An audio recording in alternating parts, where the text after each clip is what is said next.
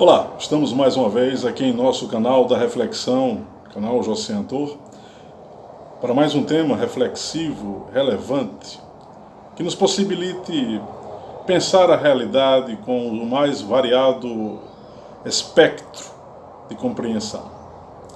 Em nosso vídeo de hoje, nós vamos retomar o tema sobre os mundos subterrâneos no vídeo antecedente e explicar um pouco essa questão que envolve a vivência de seres não humanos na Terra, considerado ainda um tema que não é levado muito a sério pela comunidade científica oficial, vamos assim dizer, e também pelo conglomerado midiático. O tema é meio que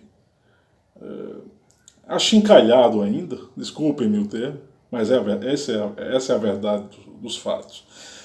Antes de mais nada, quero lhes pedir que compartilhem o nosso canal, que façam as notificações, para que nós possamos continuar com o nosso trabalho de divulgação dos processos que envolvem o autoconhecimento e a busca da verdade. No vídeo anterior eu falei e citei bastante a obra Vril, The Coming Race, a raça futura de Edward Buller Lytton, obra do século XIX, de 1871. Nessa obra a gente percebe que uma comunidade de seres, desde o período antediluviano, se escondeu em algumas regiões abaixo da superfície do planeta, primeiro para se proteger de outras raças extraterrestres que aqui transitavam. A Terra sempre foi um palco muito estranho, segundo os ufologistas sérios e investigadores desse assunto, no que se refere ao encontro de diversas raças de seres pensantes, seres de outras realidades planetárias e uma incipiente raça humana que começou a ser melhor observada por esses seres, porque de fato foi se tornando cada vez mais complexa diante do cenário existencial cósmico, vamos assim dizer.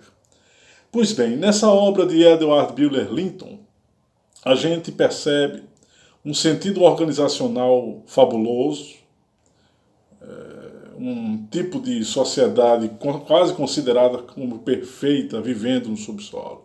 E eu também disse no vídeo antecedente que, na minha modesta percepção, esse tipo de realidade poderia existir, mas não com o grau de sofisticação que Lytton colocou em sua obra. E eu aqui disse que apenas pequenos núcleos esparsos de seres intraterrenos, que na verdade são extraterrestres vivendo no subsolo, que caracterizaria aquela condição existencial. Aqui também cabe uma reflexão. Muitos seres humanos, isso está documentado em alguns textos esotéricos, codificado em alguns textos esotéricos, que muitos seres humanos foram hibridizados, foram manipulados geneticamente, DNA desses seres de fora com o próprio DNA humano, e muitos deles acabaram se transformando em verdadeiras anomalias genéticas, vamos assim dizer. E alguns dos que viviam na Atlântida, especialmente, fizeram com que esses seres fossem, digamos assim, fossem escondidos, fossem retirados do palco planetário para não perturbar o processo evolutivo dos seres humanos ditos normais. Esse é um outro elemento que também precisa ser melhor investigado. Partindo da compreensão de que há um conglomerado de seres que não são de fato humanos vivendo na Terra, no subsolo, e do fato de que todas as culturas humanas, todas sem exceção, pontificam a vinda de um ser cósmico, celeste, onde esse ser cósmico celeste iria realizar aquele papel que está descrito nos textos bíblicos e do Apocalipse, da vinda do Cristo, a segunda vinda do Cristo, que seria Sofia, dentro da compreensão daqueles que estudam a revelação cósmica. Mas esse primeiro contato oficial com seres a partir de Sofia talvez não aconteça. E talvez esses seres que estão próximos de se tornarem objetivos à nossa percepção e os seres que estão vivendo nessas regiões do subsolo, né? Quando esse evento acontecer, quando o fato se der, os seres que estão vivendo nessas regiões descritas no livro de Líton e outros seres, digamos que o aspecto mais inusitado a acontecer é que haverá um estado de choque de realidade perene por muitos dias aqui na Terra e não horas mais. Porque eu estou aqui já me raciocinando para além das profecias, não mais me referindo à vinda desse Cristo cósmico, mas à vinda atabalhoada de outros seres que estão aí fora e que poderão se tornar objetivos. E isso acontecendo, um certo diapasão vibratório poderá ser emanado, e essas raças que vivem nessas regiões abaixo da superfície, elas repercutirão, né? Haverá uma espécie de ressonância e elas vão se sentir convidadas a sair do esconderijo ou dos lugares ocultos de onde elas se encontram. O tema é muito maluco, efetivamente, não é levado a sério por nenhum pensador ou filósofo de maneira efetiva, em função do risco, né, de se quebrar ou de se diminuir algum tipo de reputação. Mas aqui eu falo desse tipo de tema como pensador ou como alguém que busca ou tenta refletir de um modo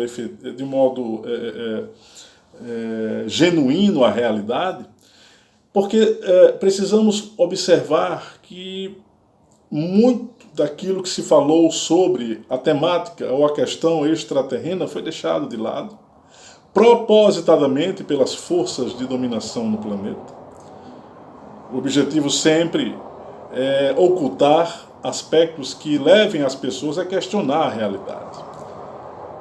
E como diria Metrodoro de Cio, que foi um filósofo antigo, falando da existência de mundos para além da Terra, ele fazia uma metáfora bem interessante. Ele dizia que como é possível você semear grãos de milho e apenas nascer uma espiga diante de uma imensidade de terrenos férteis que existem no mundo. Metrodoro de Cio estava querendo fazer referência à pluralidade dos mundos de fato habitados, que Camille Flammarion, no século XIX, vai criar uma obra absolutamente magistral e que o codificador do espiritismo filosófico vai se apropriar para defender a tese também de Camille Flammarion, assim como Giordano Bruno fizera também de modo genuíno e magistral. A temática extraterrena é absolutamente necessária. Precisamos pensar sobre esse tema com a importância que esse tema exige. Nós estamos vivendo um período onde a informação ela é universalizada instantaneamente. Documentos, livros, investigações estão aí para nos mostrar que o fator extraterrestre, no mínimo, é curioso.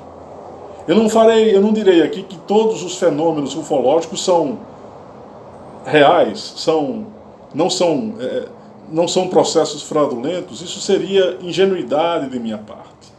Mas eu estou aqui para dizer que obras como essa do Bueller Lytton sobre a comunidade de seres que vive na terra, abaixo da Terra, e outras obras que falam sobre a vivência de seres metade homem, metade serpente, metade dragão, que vivem nessas realidades subterrâneas, isso aqui precisa ser estudado.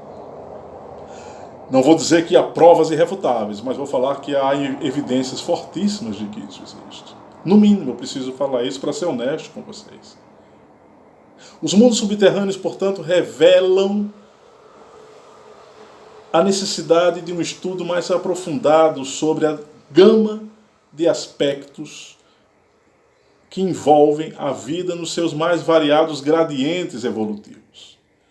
Nós, humanos, somos dotados de uma capacidade intelectual, racional e de expressão emocional, mas parece que existem seres aí fora e aqui dentro que não são dotados dessa condição humana, mas ainda assim são seres dotados de algum grau de percepção, de compreensão ou de funcionamento lógico que nós precisamos compreender e também estudar. Nesse sentido, e já que me encaminho para o fim do nosso vídeo de hoje, os mundos subterrâneos é um dos temas mais instigantes e será no futuro um dos temas mais estudados pela comunidade científica oficial. Nos próximos 20 e 30 anos, isso aqui será estudado de forma intensa pelos cientistas. Os seres que vivem nessas regiões existem. Os arquétipos que se criam a respeito do conceito sobre mundos subterrâneos é um fato epistemológico. Nós, de fato, desculpe-me o pleonasmo, minha repetição, somos seres que criamos metáforas, que necessitamos compreender certos arquétipos. Esses arquétipos nos auxiliam na leitura do mundo, mas a gente não pode se fixar apenas na leitura dos arquétipos. É preciso buscar a coisa concreta, a coisa palpável, a investigação, o fenômeno. Nesse sentido, envio-lhes o meu abraço fraterno e amigo, e em uma outra oportunidade nós trataremos de um tema que seja relevante aqui em nosso canal. Um abraço.